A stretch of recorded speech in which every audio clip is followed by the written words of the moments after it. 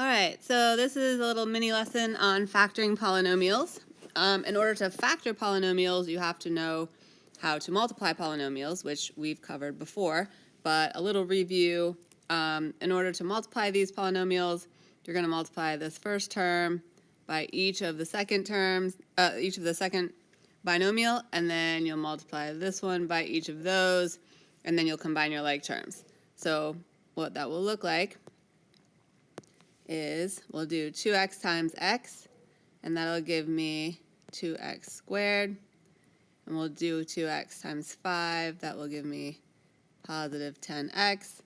And then we'll do the positive 3. So positive 3 times x is positive 3x, and positive 3 times 5 is positive 15. And then we can combine our like terms. So that'll be 2x squared plus 13x plus 15. So what that really means is that this first term is coming from the multiplication of the first two terms in the problem. This last term is coming from the last two terms in the problem. And this middle term is coming from the sum of the two inner terms plus the two outer terms, because this right here gives me 3x, this gives me 10x, and that will give me 15x. All right, so here's another one where you can try it. You can pause this video, multiply the binomials, and then hit play and see what you got.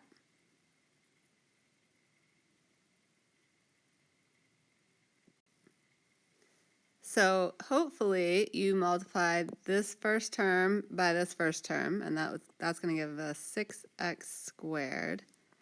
And then the middle term is going to be the sum of these two, so that's negative 9x squared, negative 9x, and then the outer two, which is going to give me positive 10x. If I add those together, I'm going to get positive 1x. So that's my middle term here. And then my last term is going to be negative 3 times 5, which is negative 15. So that would be the result. All right, so here's a little bit of an easier one. So pause this video, multiply those together, come back and hit play, and then we'll keep going after that.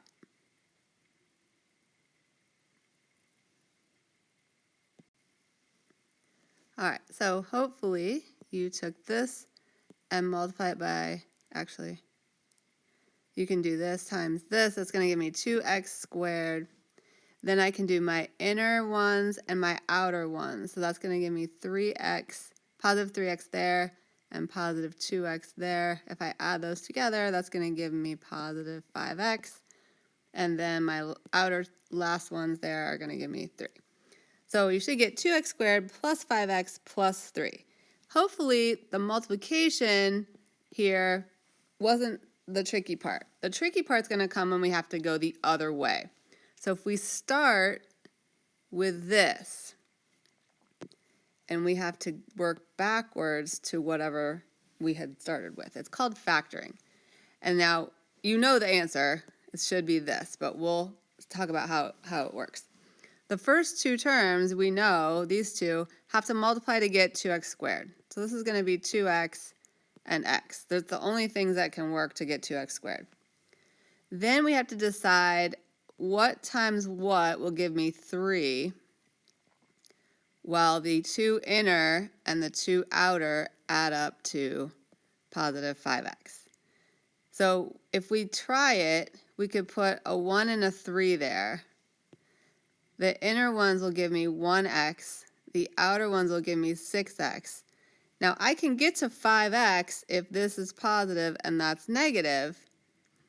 But if that's negative and that's positive, that's not going to multiply to get positive 3x for my last term, and that's what I want. So I'm going to start again, and I had 1 and 3 the first time, and this time I'm going to try putting the 3 there and the 1 there. If my 2 inner will give me 3x, my 2 outer will give me 2x, those will add up to 5x if they're both positive.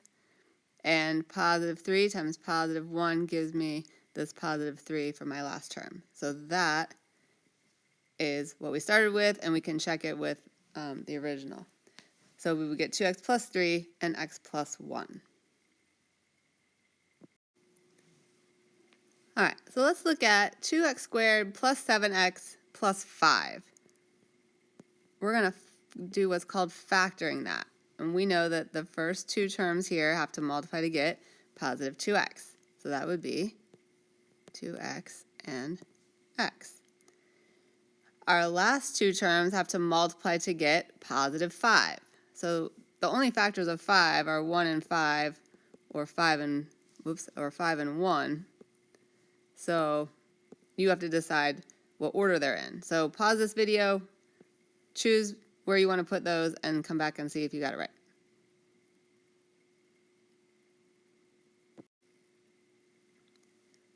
All right, so if I put 1 and 5, I'll get 1x and 10x, and I want 7x. So that's not going to get me there. So I'm going to try something else here. Let me try 5 and 1. So 5 and 1. That'll give me 5x and 2x, which adds up to 7x if they are both positive. And if they're both positive, positive 5 times positive 1 gives me positive 5. So I would win. These get a little bit easier. Sometimes it's trial and error until you begin to kind of see how things will work. All right, try 3x squared minus x minus 10. We're going to factor that. So pause the video, try it yourself, and come back and see if you got it right.